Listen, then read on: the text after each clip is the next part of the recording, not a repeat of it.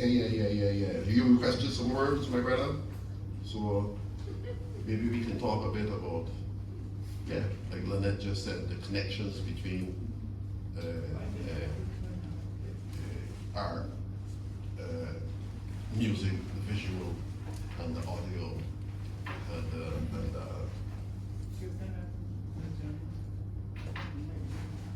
and the whole art is living, really. And maybe is a little something we can identify with here, you know, which is language. The native languages that we speak in Barbados and the Caribbean, you know, those languages started off the west coast of Africa, right? Where we had different tribes from all over Africa, even people marching from East Africa all the way to the west to be shipped to the Caribbean and the Americas, right?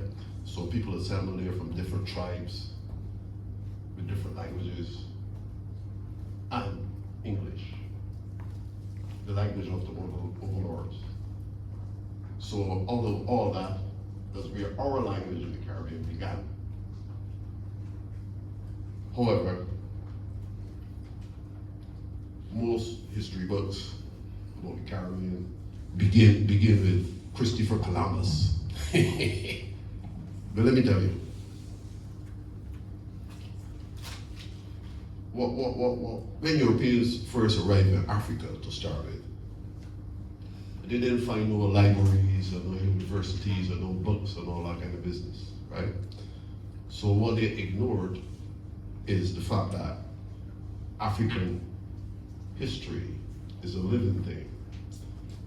It is passed from word of mouth, from father to son, from grandfather to father to son, all the way down the line. It's about honoring your ancestors.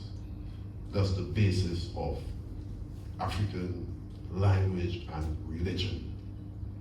But we get to that as we go on. Now, the Creole languages that were spoken here in the Caribbean when the first settlers arrived was a language called Taino, which is the language that the Arawaks used to speak. However, with European contacts, at that time it was the most common language throughout the whole Caribbean region and the Americas. But with European contact, that's all changed. And the Creole language that developed from that mix is the languages that we hear in the Caribbean today, where other languages are mixed with English. And this kind of language, as a lot of us can identify with as we were growing up, this kind of language was considered to be illiterate, forbidden in many households. As a matter of fact, you had to talk a certain way during certain situations. But it was the fact that we were demonized, not just put in chains, but the actual culture itself was captured, including the language, right? For example, the attempt to demonize African language and the African was definitely sanctioned by the church. As a matter of fact, it took Christianity over 500 years before they can admit that slavery was immoral. Well, you see how it is in the US today. Some people would still think that we are subjugated to that, being slaves. However, history is nothing that we need to be ashamed of, because so many fantastic things came out of a very horrid situation. So together, we can celebrate that. You know, we come a long way together, right? An example is like today in popular culture, right? In popular culture today, you can practically find no part of popular culture that does not have an African foundation, European melodies, and both cultures or similar different cultures do the same thing at the same time in the same space on the ground. So out of that traumatic thing called slavery, look all the things that came out of it against all that adversity. So that definitely says something about the strength of African culture, African spirit, and African language, right? No, the church, the society would demonize the African and anything African. So we had names like Kwasi, right? Meaning a male born on Sunday, right? But when we translate that into the fields and thing and the plantations, that name comes as Kwashi, right? All of a sudden, Kwesi, a fantastic African name that means a male born on Sunday, becomes Kwashi, right? And Kwashi is depicted as black, lazy, good for nothing, and somebody that you know, anybody with any kind of sanity won't want nothing to do with, right? So we Rastafari were Kwashi.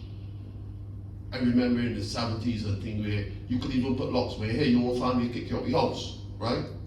That's where all this come from. Demonizing our own.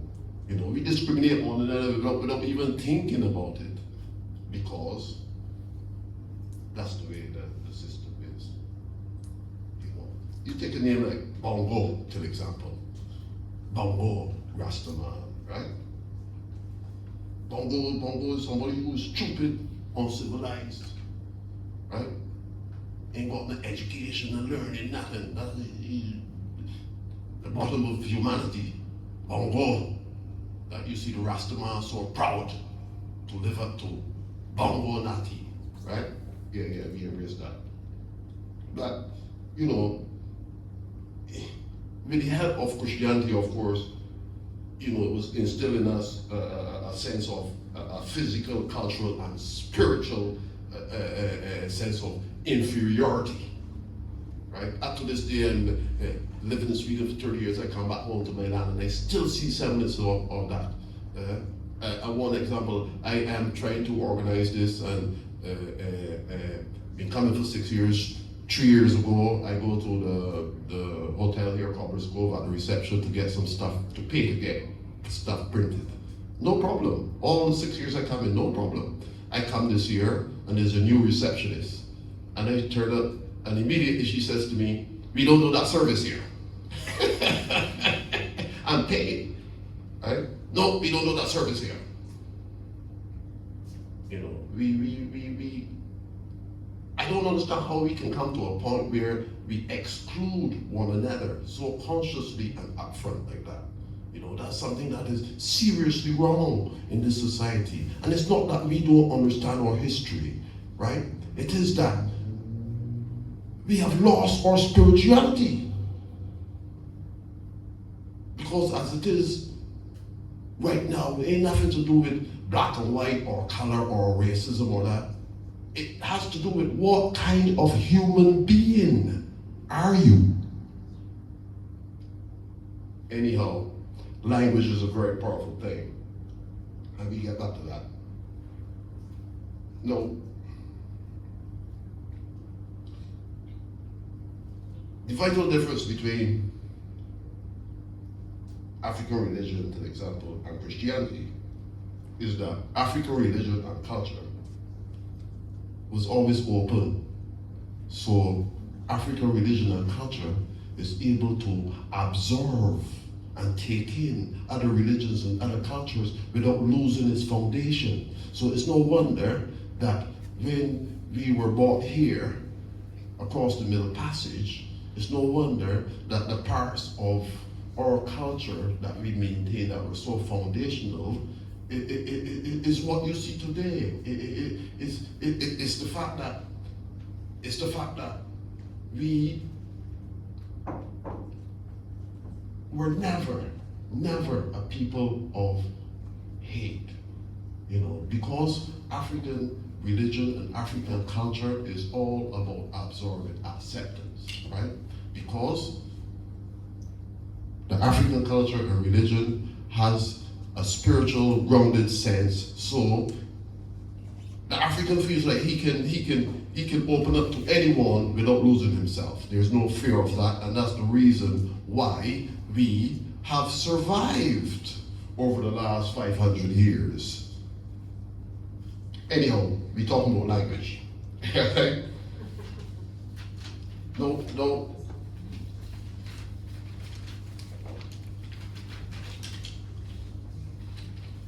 You see, the language, like I said, is not just about reading, right?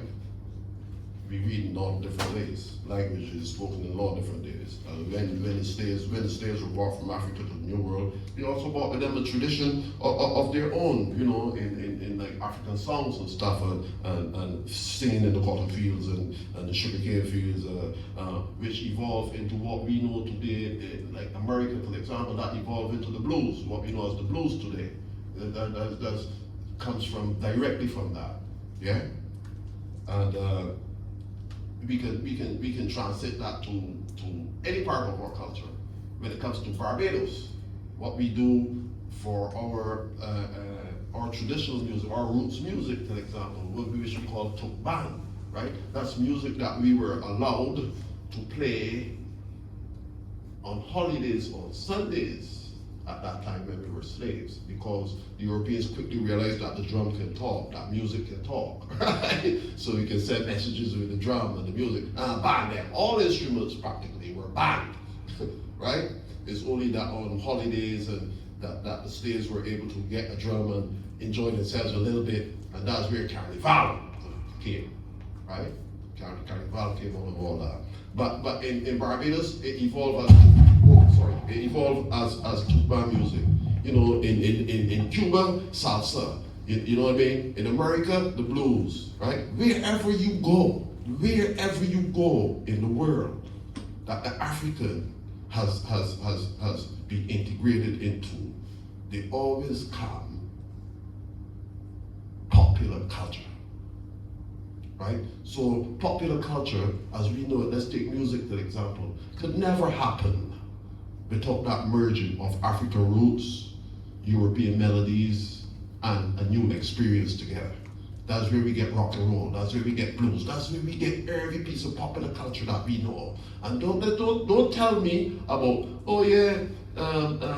ballet is a European thing.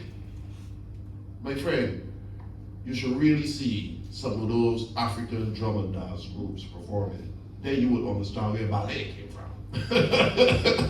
Seriously. But that's another thing. That's the strength of us coming together, and the end result that we need to, instead of looking at it as a setback, we need to look at that as something that propels us, because it has. We can't change what happened, but if we're conscious of the history, then we know where we stand, so we can chart a more positive future ahead of us, right? I can tell you, history is a living thing, man. Yeah. But let me take, for example, the word, going back to language, right? The word calypso, as we know it, right? In the Caribbean. No, that word is developed from a West African Hausa, from the Hausa tribe, word, right? Kaiso, right? And that Kaiso, which is like an expression of approval. Like saying, bravo, for example. Yeah? No, that was mixed with the Carib word, Cariso, right? So we mark Kaiso and Cariso, which is a Carib word, meaning a joyous song. Yeah. Every little thing is gonna be alright. That kind of song, right? That's what I mean in the language of the Caribs. So the word calypso, right, was derived from You know, the language of the indigenous peoples, the Arawaks,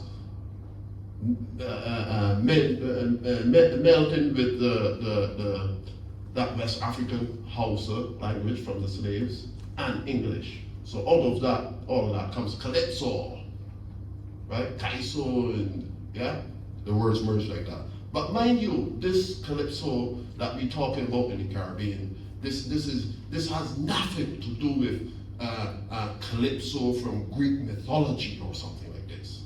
Absolutely nothing to do with that, with the European side of mythology or language.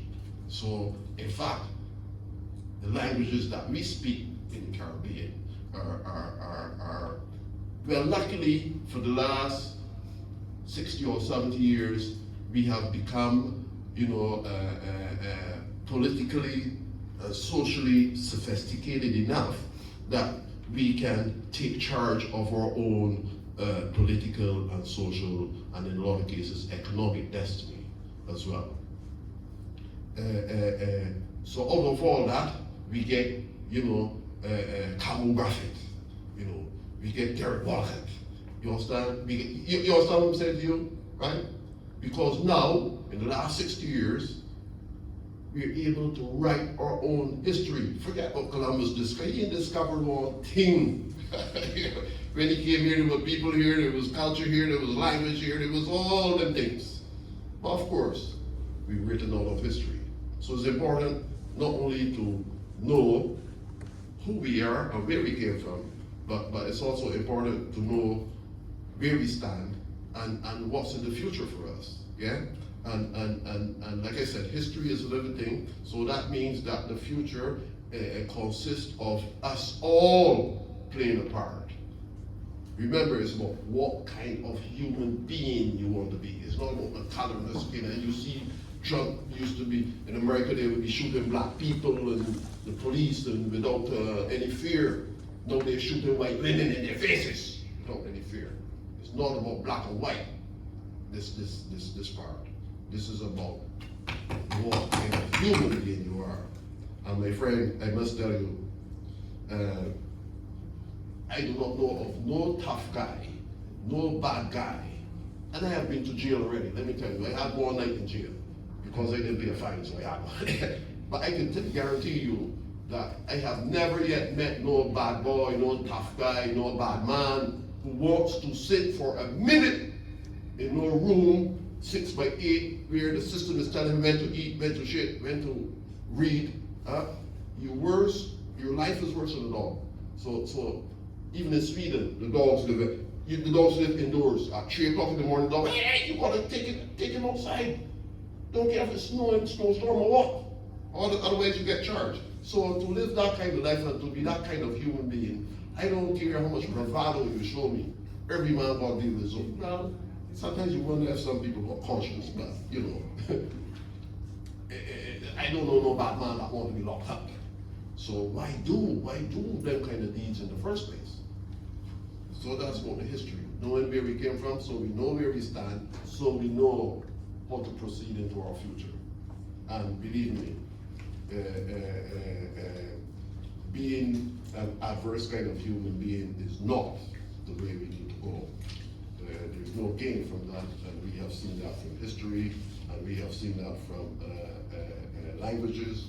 We have seen that from how we read differently, how we have to read a room, how we have to read a situation, how we have to read generally. It's like when some people tell me, oh man, you know, you're artist, man, but I'm not an artist. I said, but you're a chef. You don't know you're not artist. You understand what I'm saying? Art is an all-encompassing thing. It touches every aspect of our living, just like politics. You know, I never voted in my life, right? But politics affects me also, you know. And that's a wonderful thing. It's a wonderful thing because that means that we have a system that supposedly with checks and balances, supposedly with alternatives and stuff like that. So yeah, we have a lot to be thankful for, you know, because of reading, you know. And like I said, we read in a lot of different ways, you know.